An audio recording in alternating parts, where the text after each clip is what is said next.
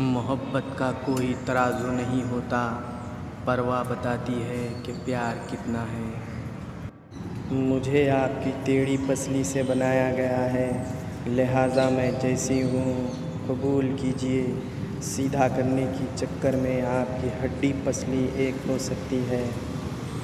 میری مانیں تو نیک لوگوں سے ہوشیار رہیں، یہ دھوکہ آپ کو دیں گے اور معافی مسجد میں جا کر مانگیں گے۔